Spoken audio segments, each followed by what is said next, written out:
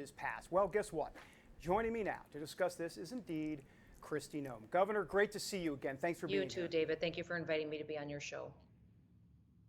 Well, help me through this, help our viewers through this. So am I right when I say that you 100% support only biological females competing in female sports? And if this bill was just a K through 12 bill, you would sign it, but the problem is the college component here because the NCAA may sue the state or maybe take their business elsewhere. What's going on? Well, I agree with you, David, and I think a lot of people agree that only girls should be playing in girls' sports. That's not up for dispute. The bill that was given to me by my legislature was very flawed and different from any other bill in the country right now. What I've done is ask the legislature to make some changes so that I can sign it into law. And they will decide that on Monday. And my goal is really to protect our kids, make sure that we don't have boys playing in girls' sports at the K-12 level, and then also at the collegiate level, go fight a battle that we can win.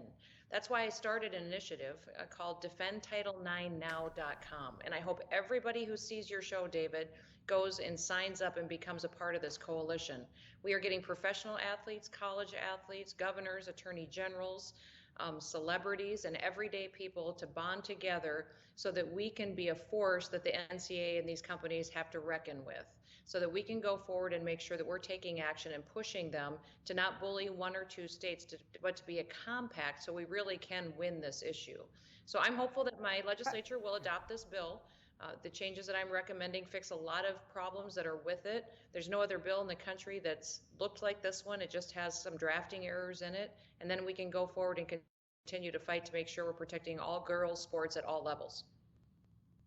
Let me ask you about the NCAA. Have they been putting pressure then on the state of South Dakota here, Governor? You know, previously they have in previous years when these bills have come. I have not heard from the NCAA, but I'm sure I will with how I'm coming after them with this coalition. It's a nationwide coalition that we've got Herschel Walker, Jack Brewer, Nancy Lopez. We've got governors on board. We've got attorney generals, Jeff Landry. So it's getting a lot of attention. Thousands and thousands of people are joining. So I'm sure that they'll be looking at us and me especially for trying to push this issue. But David, I want to remind everybody, I've been working on this issue for many, many years. Years ago, That's right. The federal government tried to say that rodeo couldn't have girls' sports and boys' events, that they had to be blended.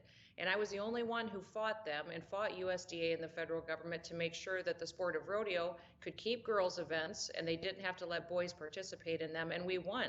So I've been doing this for a long time, and my record's very clear that I truly do believe and have been successful making sure that girls' sports stay girls' sports.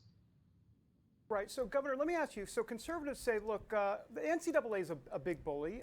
They probably are not going to have tournaments in South Dakota if this went through. Amazon might take their business elsewhere. And conservatives say, so what? Let them do it. The issue's too important. What's the reaction to that? I agree we need to fight, but we need to fight and win. So the difference that we're having in the debate we're having is over tactics. It's over strategy. And also the other bills that they're comparing South Dakota to just aren't the same, except for Tennessee. It's interesting, a lot of these conservative groups have been talking about how wonderful the Tennessee bill is. That's the exact bill that I asked the legislature to change this bill to.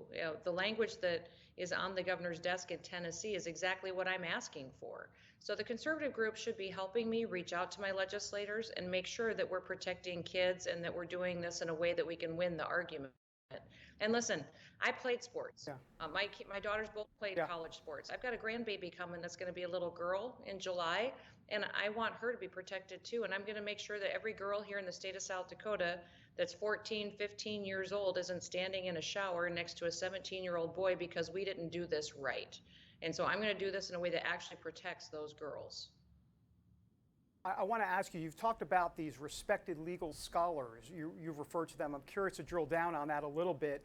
They say the bill's not going to work. Who are they? I think people want to know where that advice is coming from, because I know there are conservative legal scholars on the other side who disagree with these respected legal scholars. Yeah, they're the same scholars that you see on Fox News and all the other networks, the ones that have been defending President Trump, the same ones that you and I talk to every day.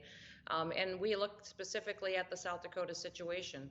One thing that nobody's mentioning in the national news, David, is that every single one of my federal judges in the state of South Dakota was appointed by Obama or Clinton, and every single one of them was a Democrat Party activist. They worked for the Democratic Party. So that's the legal challenge that I'm facing, is knowing I'll get to that level and lose. We'll get to the Supreme Court, and then we're putting our faith in John Roberts making the right decision to make sure we win this victory.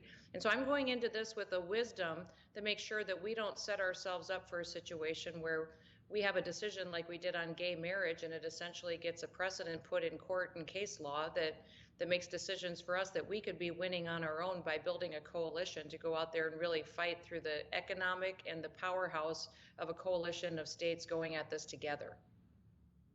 Governor Noem, there's been so much talk of you in 2024, and I know we're getting ahead of ourselves here, but conservatives have been hitting you on this issue. What is your message to those conservative groups? You know, I think maybe some of them are hitting me because they think I'm doing something in 2024. And what I would just tell them is, I'm not interested in that. I'm interested in being the governor of South Dakota. And so quit attacking me, work with me, and let's get some work done and actually win this issue. I'm a problem solver. I'm a farmer, rancher. This is what I've done my whole life. I've won these victories when I was in Congress. Help us win it here at the governor's level, but also state by state. And that's why everybody should go and register for defendtitle9now.com and make sure you're helping us win this in the court of public opinion too.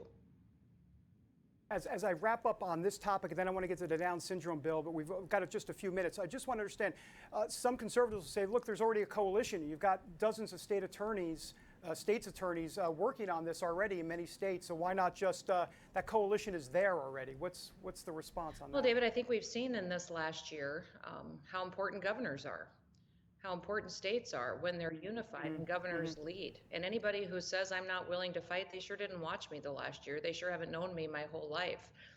I was the only governor in this country that never once closed a single business, that never once issued a shelter in place. I never mandated anything like masks. I didn't even define what an essential business was, because I don't believe governors have the authority to tell a business they're not essential. So I stood alone for a whole year on that issue, fighting because it was the right thing to do, and that's what I'm doing on this issue as well.